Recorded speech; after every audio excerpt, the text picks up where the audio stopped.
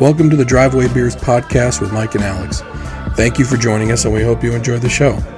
Please like, subscribe, comment, and share on any platform that you're listening on.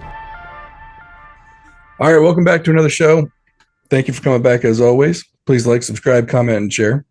I want to thank Brian Schilling with AnnapolisHomeExperts.com. You guys have heard me say this before. Brian was my real estate agent. He's a good guy. So if you can't reach out to him, he gives you that personal experience that you're looking for. He really does work for you. Won't have you overpaying for anything you shouldn't with his expertise in the area, especially in the Annapolis area. And we want to thank Cheers of Spirits in the Arnold Station Plaza. I want to thank both of those sponsors. Again, if you do need some kind of wine or liquor, they're great if you don't know what you want and you need to go in there and pick something out, especially for a gift. But they also have your staples. If you want just your boozing weekend, head on in there and grab some beer. Well, today we got a special guest. We got Jeremy Conn from 105.7 The Fan and from concretelocks.com.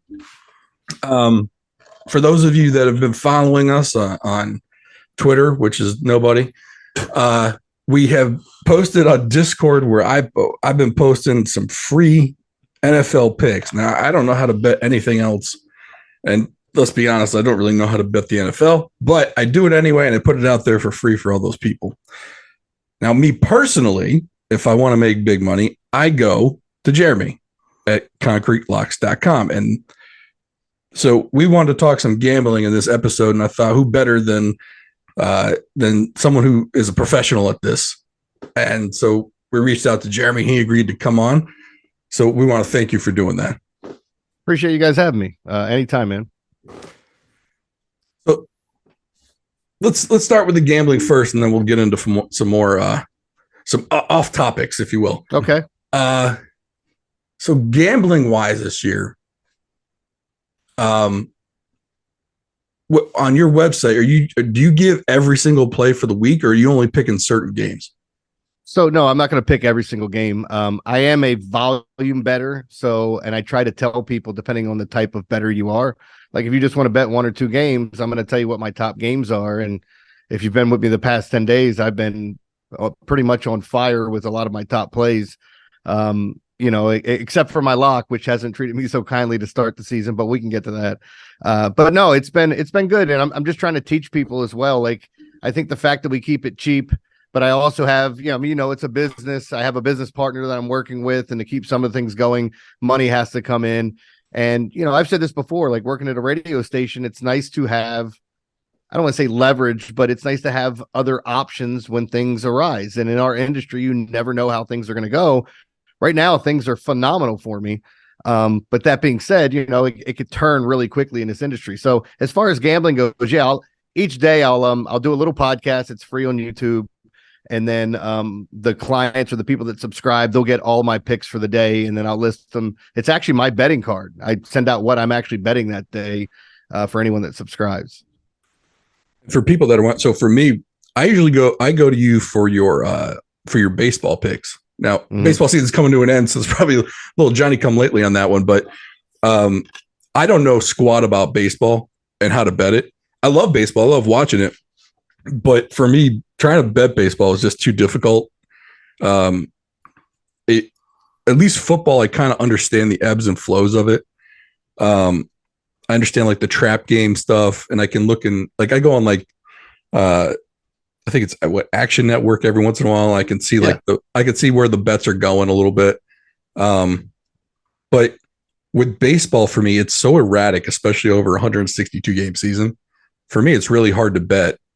What are you kind of doing as far as do you have like a special analysis you do for baseball betting?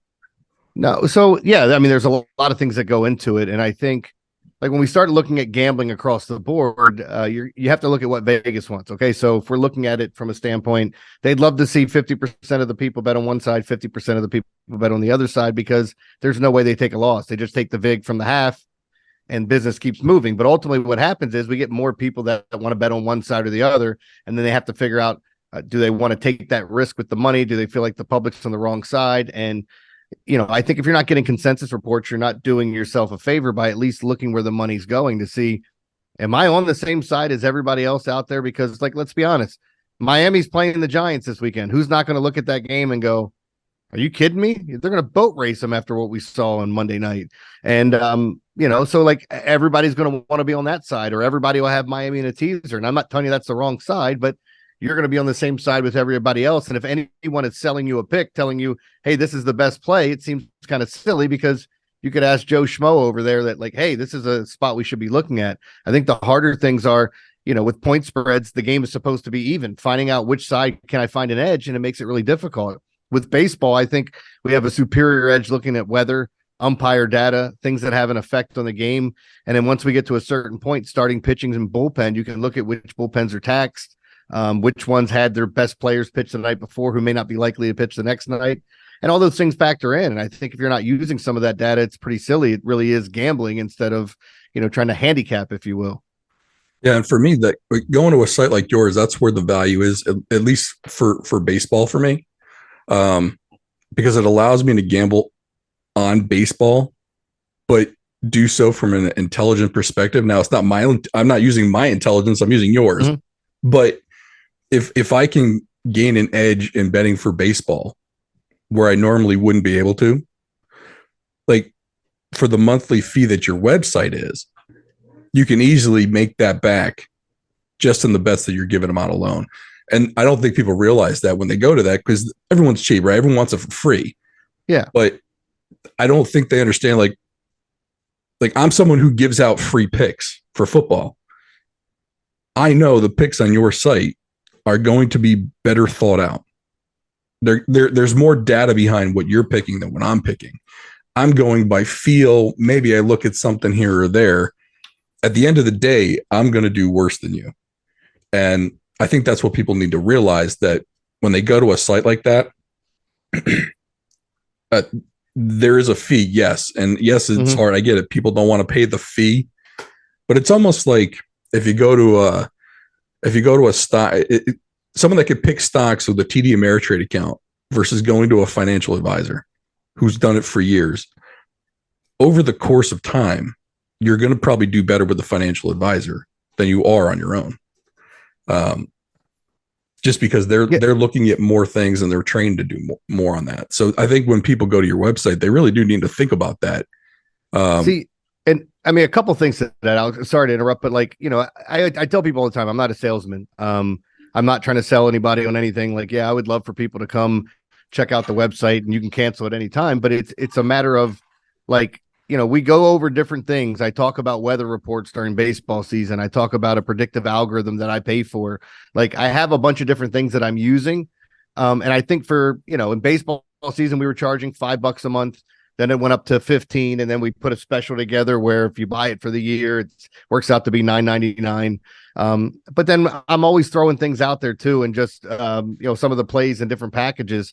If you listen to me long enough, I'll probably give away enough of the picks that that are out there even for free on the radio show or even on the YouTube channel. So it's a lot of effort that goes into it, but mathematically speaking, anything can happen. If you're watching, if you're watching NFL this year, it's been an absolute crap show, right? Like some of the games you're watching on, what the hell's going on? And I've even seen it look like two different teams playing in separate halves of the same game. Like, where was this in the first half? And are they playing a different team now? Like, things looking strange, but it's about finding edges. And I think there are a lot of people that gamble because it's fun.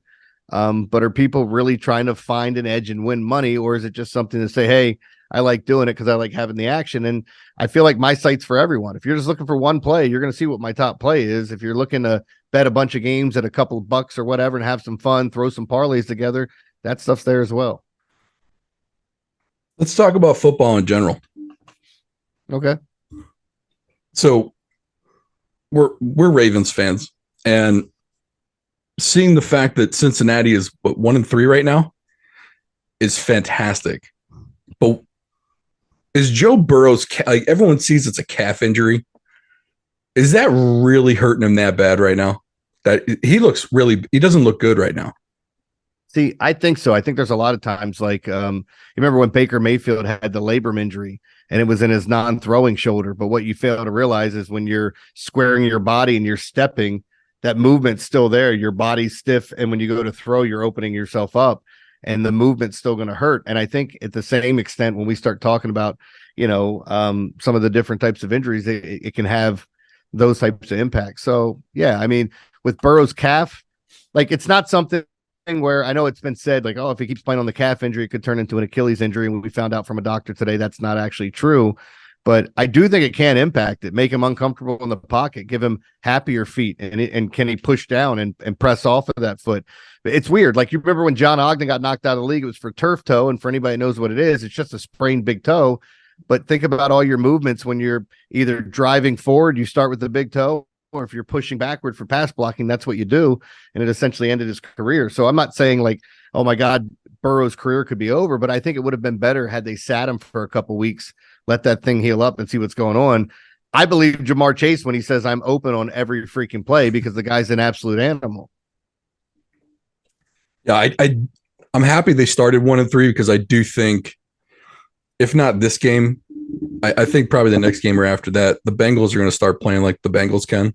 And so I think that the head start that the Ravens have built up is going to loom large at the end of the season. You all right? I'm trying to hold a sneeze in. I didn't know if you were going to blow. I didn't know if you were blowing it out the other end too. Yeah. Right? Be careful you don't shard over there. You don't be downrange of that thing. Yeah. We have to get new furniture for you, new chair.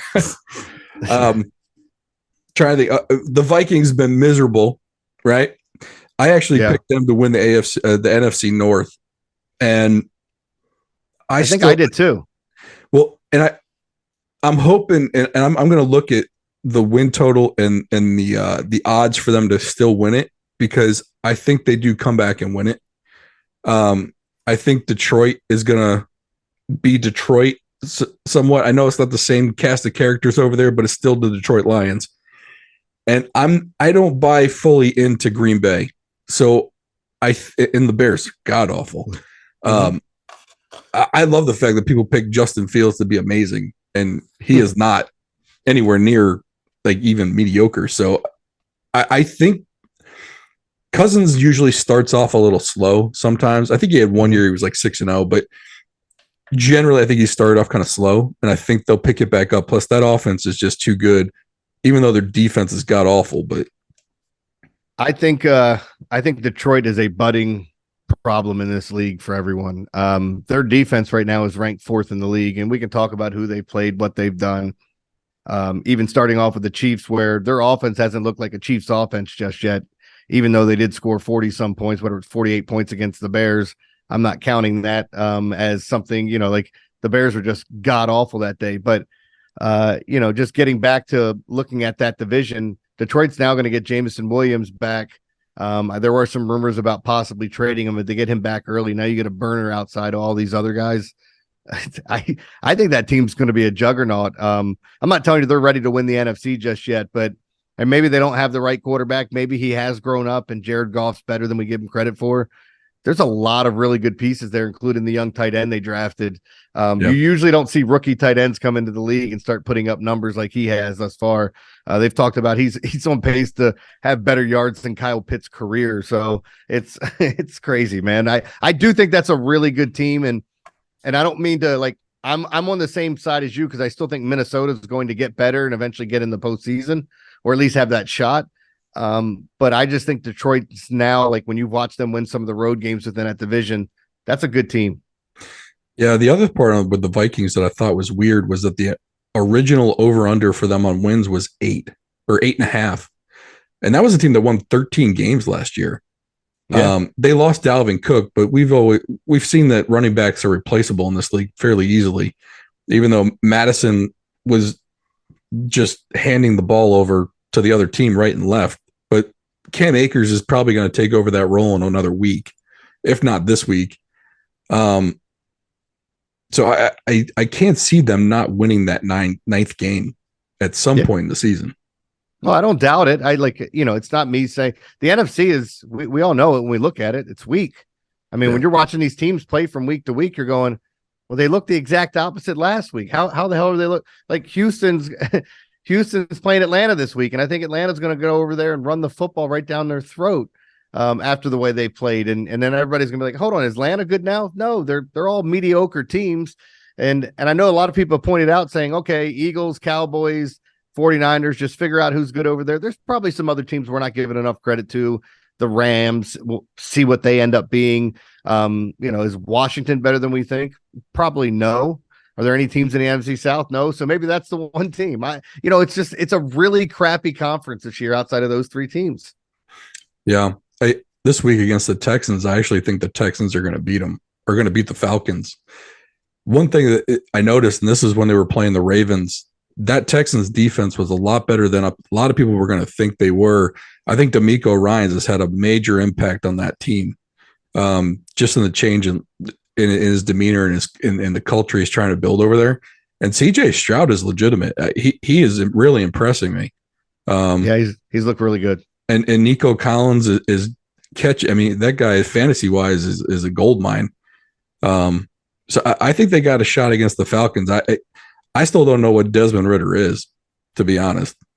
So that's why I would go with the Texans this week. But see, I like the Falcons, and again, it goes back to that running game. Once the Falcons realize they have Drake London and Kyle Pitts, maybe they will be a good team. You saw how pissed off Mac Hollins was on the sideline. Didn't even want to slap five with Desmond Ridder. I mean, Ridder sucks. Somebody else. It may have been Rob Long on our show, or somebody brought up the fact, like, why doesn't Atlanta call Chicago and say, hey, why don't you trade us Justin Fields? We know you guys want the number 1 overall pick. You want to get Caleb Williams. And hell, I don't know if you guys saw it. If the Panthers finish with the number 2 overall pick, that goes to the Bears as well. So they could end up with 1 and 2. Yeah, that'd be unreal if they got both. But I still feel like the Bears would screw that up too. Yeah, they'd still find a way to screw it up. They screwed up that Fields pick horribly. I don't think he's a quarterback for the league. There's something there, but like, again, you know it when you have it. And I think everybody else is scrambling going, oh, is he good enough that we could surround him with a bunch of talent, or we're going to have to pay these guys too much? Like, let's be honest. Is Kirk Cousins good enough to win a Super Bowl? Sure. He's not a bad quarterback, but it's not a guy that I want to put top tier money into. But at the going rate, when you need a quarterback, that's what ends up happening. And is it better to surround a guy like that? So now everybody's looking at it going, I'd rather draft a guy, know what I have in the first 5 years. And if it's nothing, move on, draft another guy, see where we're at. If I have to do the little, hey, we get the savvy vet for 3 years, we bring in a Cade McNown or Josh McCown or whatever, some kind of Allen. I don't know anybody I bring them in, and we've got to weather a storm for a couple of years. But basically half the league is trying to convince their fan base they have a good quarterback, and they don't. Well, it's so Albert Hainsworth said when the Vikings signed Kirk Cousins, he said the best way to make money in this league is to be a mediocre quarterback. Yeah. And because these teams just want to throw money, they want to have that elite quarterback, so they'll take what they can get and make kind of like, oh, if I throw $150 million at him, he'll be a elite quarterback. Well, no, you just spent a bunch of money on a mediocre one. And I always wonder, what is the aversion to the game manager? You can win Super Bowls with a game manager. It's happened. The Ravens did it in 2000 when they, with Trent Dilfer. The Buccaneers did it with Brad Johnson. Like, what is the aversion to it? I don't. I think you need all the other parts to go right, and that's where like teams look at it and go, okay, do we want to ride the storm with someone that's, I guess Baker Mayfield? Well, he's not a game manager. He's going to throw the ball away. I'm trying to think of someone who's kind of that average quarterback right now that somebody may put in. Maybe it is the backup in Indy, old Minshew. You look at a player like that. Could he be a game manager for you, not turn the ball over and dink and dunk when you need him to, and then punt the ball back? In this league, I just feel like there's too many opportunities for offenses not to succeed, or to succeed. I don't know if I just did a double negative, so you guys can figure that out later. But no, the point is, like, when you're watching these teams, there's too many advantages on offense now to not try to pump money into that and make sure you have the go-to guy that can really take advantage of it. Like, I don't know how much a Patrick Mahomes is worth. I just know if he's playing and he's healthy, they're going to be in the playoffs every single season, barring something catastrophic happening.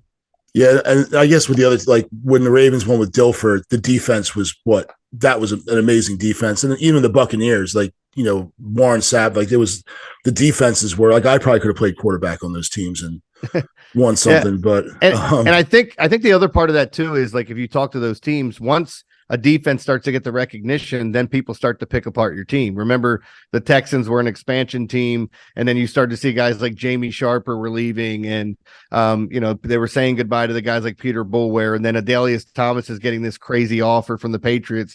Can you match that? And your pass rushers, people are now stealing your coaches. Anytime you have success, it's going to breed the rest of the league wanting to steal your players, and you're not going to be able to keep up with the Joneses and pay everyone. So ultimately, now you're trying to replace them. And did you do a good enough job doing that? I think having the marquee quarterback, if you have the guy, you can put some ancillary pieces here and there and still be successful in this league. And I think that's what a lot of teams believe. And I'm not saying you're wrong. Like the 49ers are the perfect example of a team that I think's built exactly how you're talking. Like Brock Purdy might be a little bit better than a game manager, but you don't need much more than that in that offense, the way it's designed, because they're going to be successful. Yeah. I mean, going to that Kirk Cousins money situation that we were talking about, I think there's really only 25 starting quarterbacks in this league. So if you don't pay up for one that's starting, I mean, and by starting, I don't mean like, MVP caliber. I'm just saying someone who you can, win a game with, not because of, but you can still win with them. There's probably another 7 to 10 quarterbacks playing for teams that are working against you. And so I think that's why some of these teams, they pay the money because they feel like they do have the pieces around the team, and they feel like they have a window to win. I actually think that the Giants felt that way with Daniel Jones. Daniel Jones, there's no shot that dude should have gotten paid. He hadn't shown anything, but the Giants were afraid of either having to settle for a Baker Mayfield or even having a Gardner Minshew be their starter. And as much as I like Gardner Minshew, the guy's Matt Flynn. You're not going to win with the guy. You might win a game or two, but you're not winning anything with him. And so I think teams are so afraid of not having that quarterback. I mean, the Ravens, when we had Kyle Bowler, we weren't going to win shit with him, and everybody knew it. And I think those bottom 10 teams, they're ready to pay for that quarterback if the team that has them isn't. And I think that's kind of where the league is right now, where you're so afraid of not having any quarterback that you're willing to pay up and over what they're probably worth just to have a quarterback you can win with. Well, it's hard to say what anyone's worth too. It's the going right now is the prices are going to keep going up. They're going to keep charging. It's not like they're going to bring the prices down for fans. Hey, we're going to charge less for tickets. And, since we're making so much money, we'll make it easy on you guys.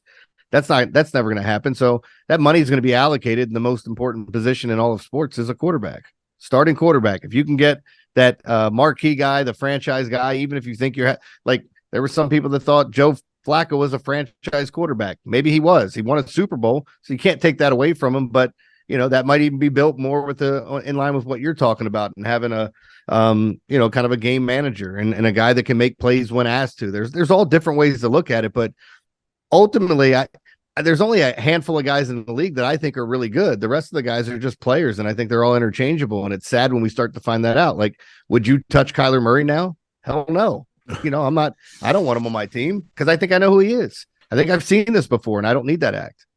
To me, I think Kyler Murray fits into that mold of the Arizona Cardinals. If they don't sign him, they don't have any quarterback, which is actually where they're at now anyway. I mean, as much as Josh Dobbs has gone on a nice run, he's not gonna be a lifesaver at quarterback. Eventually, teams are gonna figure him out, but they'll be picking high, so they'll have their choice of a young quarterback if they want to do this again. But now, like with some of the things that have come out, and if they don't have a worse record and win the Caleb Williams sweepstake again, they would have been right back where they were, except they just paid a quarterback all this money. Now would they take another one? So they're kind of stuck in that Kyler Murray purgatory, if you will, figuring out what you want to do. I mean, it sucks when these teams keep reaching for bad quarterback. Look what the Carolina Panthers were doing.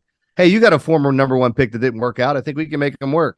Let's try it again. And now they're like, well, we should just draft our guy, because they kept stealing the Jets trash. They probably would have taken this cat too had they not drafted a quarterback. So at that point, At this point, they're calling up Jake Delhomme to see if he'll come back. Oh God, it's like they were calling Phillip Rivers, and he's too busy making his 12th baby or whatever, 11th baby. Like, he's busy. Leave him alone. He's done.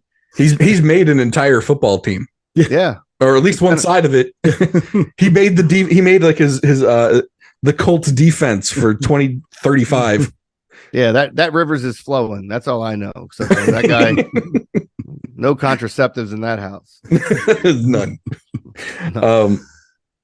Well, who knows? Maybe Kyler Murray will, sign a big contract and then go play baseball. He just signed the big football contract. Yeah, so he signed that. Now he can go play, get hurt or whatever and go play baseball.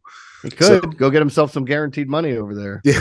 The Carolina Panthers, I hear Colin Kaepernick's still available. Yeah. Still kicking the tires on that. Like, I don't know. Like, we're seeing some older quarterbacks get called, but he's been out of the league for 6 years. Somebody wants to see what he has. So be it. But like, are we going to keep, like, is it going to be 15 years from now? And he's going to say, hey, look, I'm still in great shape. I got a 6-pack. Look at this. Watch my 40. Look how far I can throw this football. I was watching Pete Carroll throw footballs. Who gives a rat's ass? It's been 6 years now. And my big problem is, like, I have no issue with anything that Colin Kaepernick did. It didn't bother me one bit. And that's just me. And I'm not saying you have to feel the same way as me, but you don't get to have your cake and eat it too, man. You don't get to set yourself up to be a martyr and then complain that other teams don't want to sign you, because signing you would also bring problems, issues with the fan base, all those things that go in tow. So like, it's kind of a catch-22 for me with him. I don't feel as bad for Colin Kaepernick, but I do feel like the league did blackball him. He was better than some of the other quarterbacks. But again, I don't fault the teams for saying, I don't want to bring you in and alienate half my fan base. Yeah, at one point I thought he was going to get a chance to come back, and then he pulled that stunt. Yeah, when he was given that tryout, and then at the last minute he's like, "Well, I'm going to do it down here at this high school field." It's like, hold on a minute, you're trying to get employed. They set this up for you, and you're going to pull a stunt and not go to their venue where all their scouts are. Like, I think that's where, if he was going to get back in the league and he was serious about it, he would have gone to where that tryout was. I don't think he ever wanted to get back in the league. I think he needed to kind of keep his name relevant for endorsement money that he was getting outside of the league. And I think that's what he kind of does now. He kind of inserts his name into the league because he knows it's going to get clicks when he puts it out there that he wants back in, and it keeps his name relevant at this point. But I think once he did that, I think it really pissed some people off with the National Football League, and I don't think he's going to get back in now. I think he had a shot to get back in, water under the bridge, and he kind of poo-pooed on the people that helped him out to set it back up. And I don't think he's going to be back in the league now. I thought his best shot might have been here in Baltimore to get an opportunity as a backup back when all that was going on, before the comments were made about, Steve Bisciotti and Ray Lewis and, all of the comment, what was it? The picture from Django that they were showing and all this other stuff, saying all these things about him. And it's like, wait a minute. Are you trying to get hired by somebody? Like, what was his girlfriend threw those pictures out and said some things? So yeah. Is he still with that girlfriend? Yeah. Because that girlfriend has been like when all that went down, if he was a starting quarterback for the 49ers when all that went down, he would have never done any of it. He was already benched. Who was the guy they started ahead of him? Blaine Gabbert. Yeah.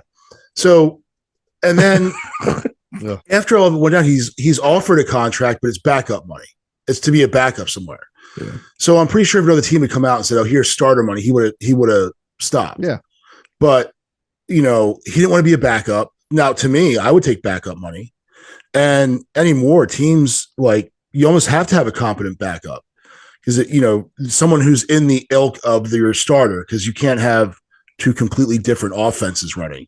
So you need to have, if you've got, say, like the Lamar Jackson, you have to have someone that can do some of the things that Lamar can do, or else your offense is completely just shot.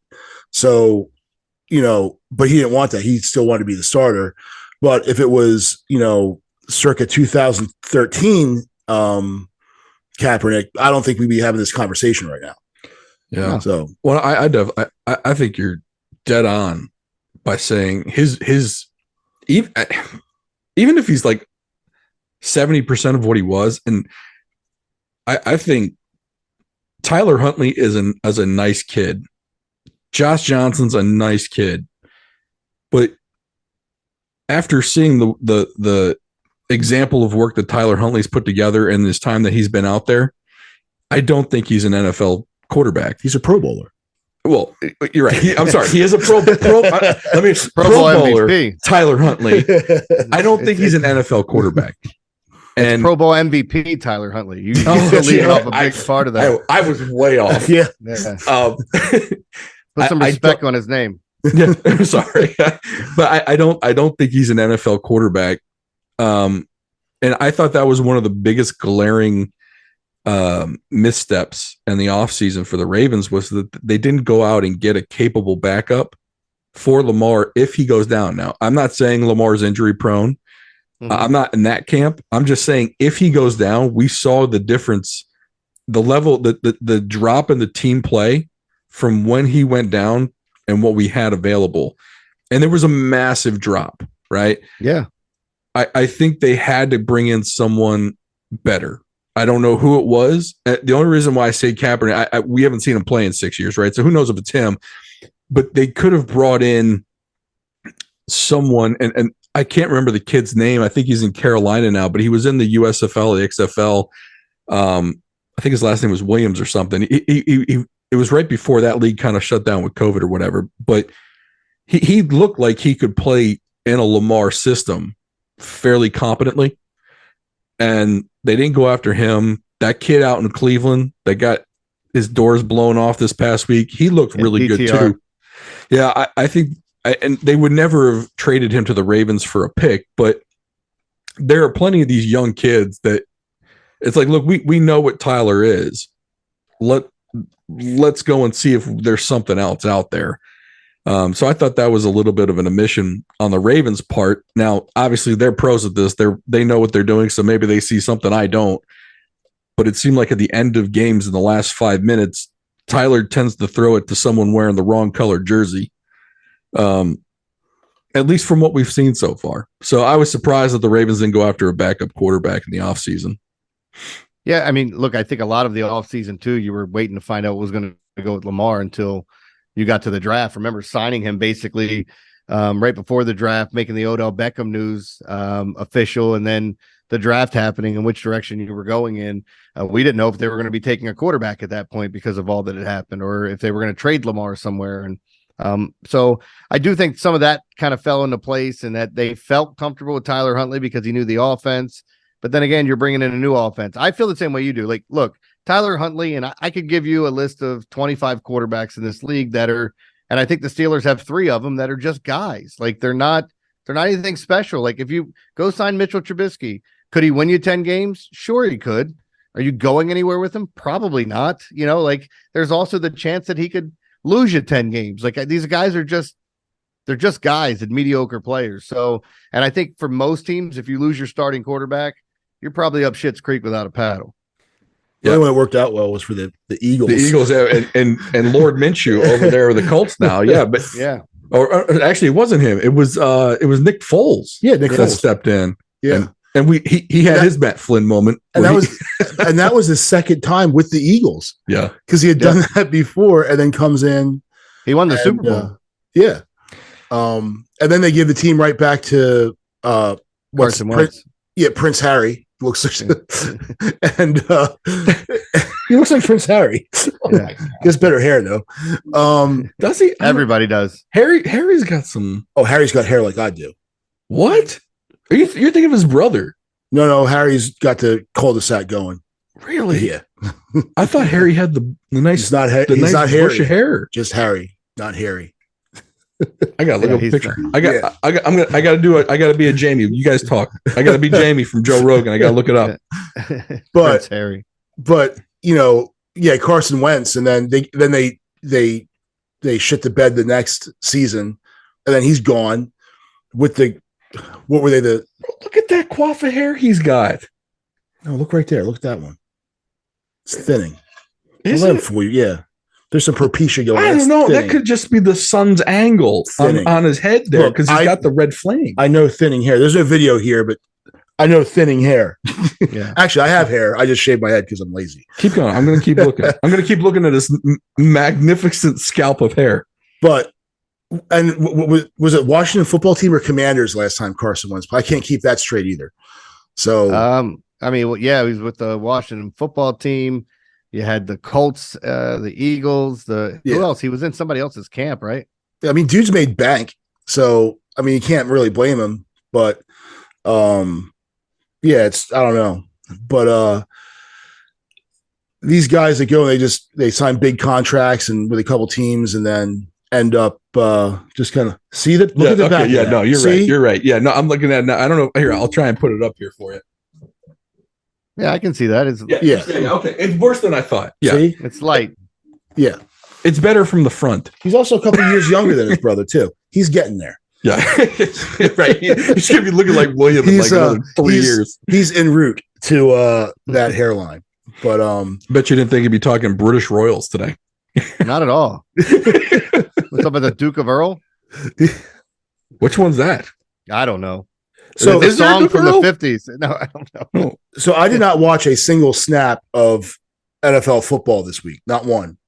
I was coaching baseball all weekend, so I'd rather be on the field with my kids than watching, grown football. Children. Yeah. But I'm kind of I've been tired of Patrick Mahomes for a while because he's on every commercial, and not to take away what he does in the field, but I'm just tired of him. And now I'm getting tired of the Kansas City Chiefs entirely because of the Taylor Swift thing. And they put her on the camera all the time. Like, isn't there something else going on that we can look at rather than her? No, they're going to do what the Oregon State coach was doing. They're going to milk this thing for all it's worth, man. He was telling his players to run the clock and pretend like he was milking nipples, and people got upset about it. And he's like, look, it's just a hand signal we use to tell them to milk the clock. But the NFL is going to milk this for all it's worth. I mean, they've even put on their Instagram handle talking about Swifties and this and that. I mean, the jersey sales are up, 600-700% for Travis Kelce. He's got almost 1 million new followers on Instagram. And like there's that the song's going to be coming out soon, Sports Boy Who Broke My Heart or whatever, we know it's going to happen. It's going to be annoying because they're going to keep going to it because they think that's what the masses want. But the people that appreciate the sport or just want to watch it don't care as much about it. Like, okay, show me the pictures after the game. Show me the pictures of them coming in. Flash her once up in the box. We don't need to go to her every commercial break and show her hugging on to all her friends. It's kind of crazy.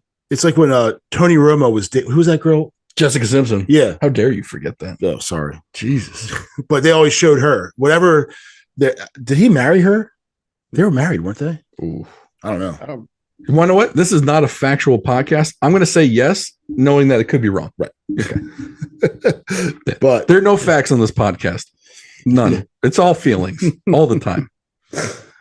But I don't know. So do you follow hockey at all, Jeremy? Or so I'm a basketball guy. I played basketball in high school, college. I coached it. AAU in high school. I just gave up coaching high school basketball after 2 years and really enjoyed it and wanted to stay with it, but I had some other opportunities that came up. So I do follow it and I do bet it just because I'm still just following money, looking at different things. I'm more of a totals better, and I bet small favorites, small underdogs from time to time, and I look for spots. But when it comes down to it and just watching it, I'm the guy that would rather watch the worst NBA game than the best NHL game. And okay.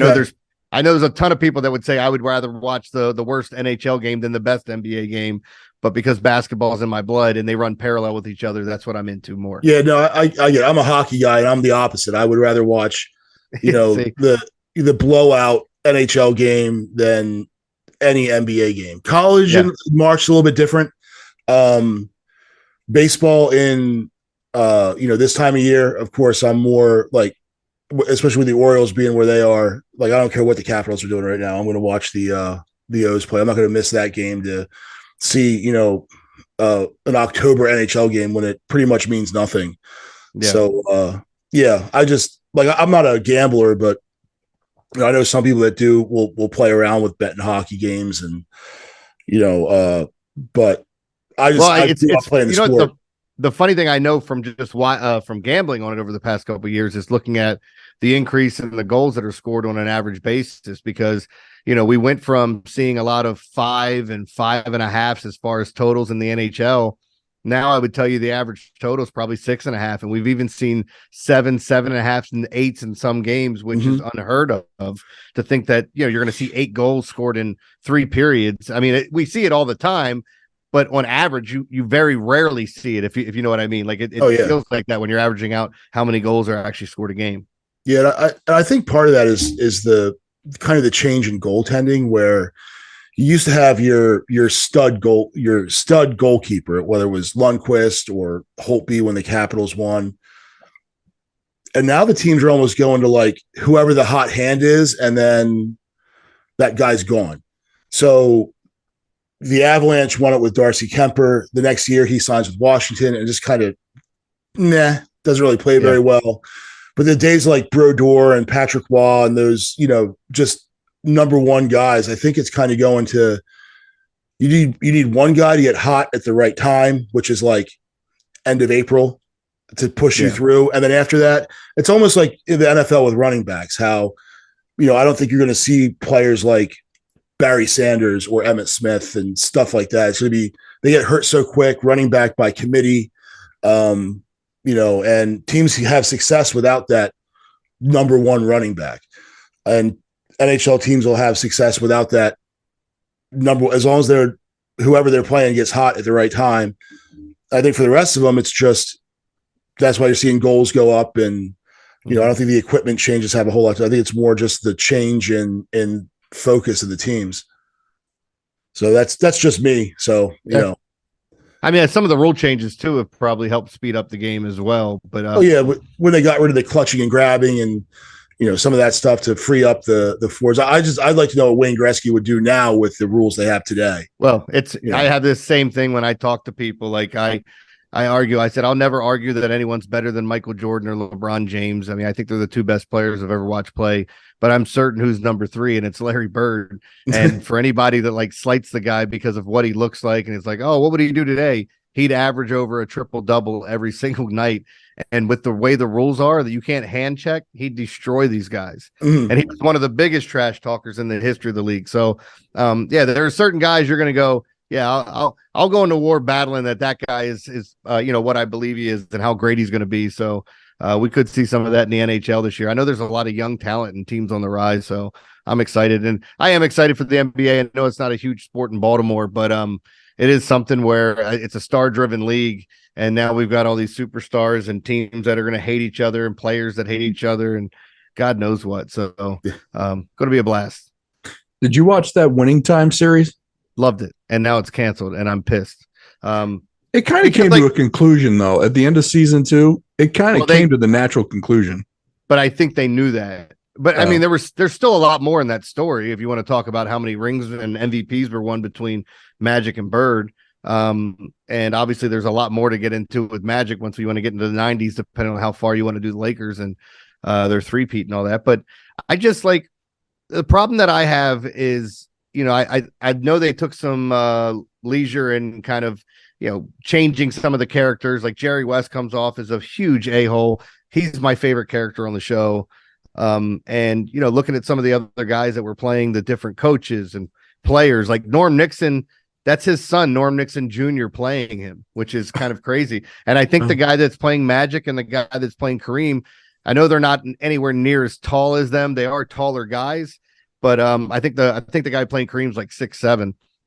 But they look just like him, a younger version of him. So I thought they did a really good job casting, and anything that's surrounded by some history of sports and documented, and you're going to put something to it, I'm more than likely going to watch it no matter what sport it is. I think I've seen every Netflix sports documentary they have up there. Yeah, I thought they did a really nice job with it. It was very entertaining. And for me, I thought the most interesting part about it was how they talked about the business dealings with Jerry Buss. Mm-hmm. I thought it was he was a very savvy business person, and how he maneuvered his assets in order to keep the Lakers during some difficult times. I thought that was a really interesting part of it. He's very innovative, and some of the things he came up with, like a lot of the things you're seeing now in venues, like the way that new documentary out about Bill Veck's son, and Second Chances, something like that on Netflix. It's really good. But Bill Veeck was the guy that started creating all the stuff you see at the ballpark. The condiment race type stuff, fireworks, all the goofy things at minor league parks that you see him doing. And in the kind of the same context, you could say the same thing with Jerry Buss and what they were creating with the Staples Center and bringing in different acts and creating this presence with the Laker girls. Like it was a very forward thinking place and trying to make more money outside of basketball so they could make their team better. We'll do one final portion here. Because this is the first year in a while the Orioles have been in the playoffs. Now, obviously, they're not playing in this round. They got to buy through to the divisional series. Do you think they would rather see the Rays or the Rangers? Well, they're going to see the Rangers now. So Rangers won today. Did they win? Yeah, they won today big, 7-1. I mean, that was one of my top plays. No, it's fine. They that was an early game today, and so that happened, and the Twins knocked off the Blue Jays. So it's going to be Twins, Astros, and Rangers, Orioles coming up this weekend. And now, there is some concern over the lineup that the Rangers have. There's a lot of power there, but I think with the weather you're going to see and the stadium, that's going to nullify some of that power, and it's going to be more about the pitching and who's able to keep the other teams off the bases, stealing bases. I think Jorge Mateo is going to come into play late in some of these games against the Rangers. I'm looking forward to it. I think it's going to be a lot of fun. And again, I'm not a results guy and results driven guy. I want to see the Orioles win at all costs. But let's say this series ends and they don't move on. We're in for some good years coming. And this is just like another spot in that learning block and kind of getting better year after year. And I think this team's only going to do that. But I'm not telling you I think that happens or I hope that happens. But, I think the season we've had thus far has been so special. And I think it's going to continue. I even had somebody come up with this idea, which I thought was kind of cool, about everyone chanting Brooks's name at the start of the fifth inning, just over and over and over again, and get the stadium riled up and do it for old Brooksy. And I thought it was pretty cool. Like, a lot of people come up with some stuff that's kind of corny. I think that'd be a cool thing for the home stadium. And then we'll see what happens this weekend, because now with the Rangers, whether or not you're going to be fighting Billy Joel or whoever else and try to figure out what's going to happen on Saturday, it's going to be fun. Yeah. So mid-season, when the Orioles were still in second place in the AL East, I placed some bets on them. Mm-hmm. So I placed a bet for them to win the AL East, win the American League, and win the World Series. Now, mostly to win the American League and win the World Series because the odds were really great. So I was like, well, it's a little bit of money. Let's see if we can cash it in. But with the way they've been playing, I think they've got a fairly good shot. Now, I do too. Another reason why I did it. So when Mike Elias was brought in as the GM from Houston, there was actually a book already out called Astro Ball. And it basically chronicled how the Houston Astros went from cellar dwellers into the powerhouse that they had become. So this was the year. What is this, year 3 or 4 of Mike Elias? This is year 3, right? I think this is 4. So this is 4. Okay. So year 4, when Jeff Lunau was the GM for the Astros, was when the Astros won the World Series. And so I was they were a little bit further ahead of us, though, with their prospects and when he got started, because this thing was the bare bones when Elias took it over. So I still think we're ahead of the curve, but I think it was sharp on your part to look at some of those things. And a lot of people just want to take a flyer on their home team, and I get that. Yeah. But there was some real promise when you looked at it, and because the AL East was supposed to be so good, you think about the odds of them they still didn't even have the best odds in the American League to win the World Series, and the Blue Jays had better odds than them. It's insane, right? And now they're out, but you get to see there's just so much disrespect when it comes to this team, because I think it's hard for a lot of people to believe that they're this good. Yeah. For me, it was like the AL East, they were in second place. I was like, well, if they don't fade, they'll get to it. And they did, which was good. But I was like, well, at that time, with them still being in second place in the AL East, the line for them to win the American League and the World Series, it wasn't what it would have been when they eventually took over the Rays. So I was like, well, let me throw a little bit of money on it. And so I got my hopes out for them this time I would have anyway, though. It's kind of like you said, I wanted to bet on the hometown team anyway. So I was like, well, now it's going to be doubly interesting for me. Yeah, but you hit on a couple that I thought were good. Like I even said at the beginning of the year, the Orioles win total looks like a good one to attack. I thought with the odds, it was great to bet them to win the AL East. And if you wanted to talk about them making the playoffs, I thought all those things were great odds. I talked about Gunnar Henderson. I thought he was going to win Rookie of the Year back when he was 3-1 or 6-1 at the beginning of the season. I think it was 3-1 to start. And then obviously Josh Young took over and bouncing back. Then there was all the talk of Ynier Cano and could he win the Cy Young? Like, it's like, wait a minute, look at his WAR. Nobody's getting on base when he faced him. Like, all these things were coming up. Could he win Rookie of the Year? All these things. It was just crazy to talk about all these different players and the possibility of what they could do. And let alone you start watching some of these budding superstars we have in Adley Rutschman and Gunnar Henderson and seeing all the young players get called up. Grayson kind of figuring it out, and he's going to be special. So I just think this is the tip of the iceberg for the Orioles, and that window is wide open. They're going to have quite a few years of being successful. And even with the Red Sox, I'm gonna shift a little bit. So the Red Sox being as bad as they were this year, they still found a way to screw me over. So their over-under was 77.5, and I bet the under, and they got to 78 on the last day of the season. Yeah, I remember you telling me something about that. You had to sweat that out. Oh, that's brutal. The funny part was, so I was talking to the guy I placed the bet with, and it was the last 5 games, and they needed 2 wins. So they had to go 2-3 to get to that 78. And I said, look, man, why don't you pay me out? Because he'd already lost on the Orioles over bet. Mm-hmm. And I was like, why don't you just pay me out of this one? I'll do it for less than half. And he was like, no, we're going to let it ride. And he ended up being right because they got to 78. But I was like, I should have taken even less. Well, you got hosed on the last day because that was the throwaway game of just getting everybody right. Kind of, Brad is pitching a bullpen session almost and going 2 innings and striking out 5. So you didn't get a team that was out there actually going out to try to just like knock it out of the park for their last game. They didn't have anything to play for. Everything was kind of set. Yeah, I was just like, it's just like the Red Sox to screw me over on the last day. Even when they're out of it, they're still in it for me. Yeah. So besides the website and the radio station, what else you got going on? So I'll have some big news at the end of the year, hopefully, to talk about. There's a lot of cool stuff. I got an offer from another company to work for them, and I'm currently dabbling, checking it out, looking at the business. I'm gonna do that along with the radio station. Haven't signed with them yet, but I just agreed to a 3-year deal with them, and just got to get printed up and go over it with a fine-tooth comb, as you should if you're going to sign a contract with anyone, and then hopefully get the thing signed and have that locked up. Well, sounds good. We appreciate you coming on. Yeah, anytime, guys. All right. Thanks a lot. We want to thank Jeremy Conn from 105.7 The Fan, Big Bag Morning Show, and ConcreteLocks.com for joining us. We hope you like this episode. Please like, subscribe, comment, and share, as always. And we'll see you next time.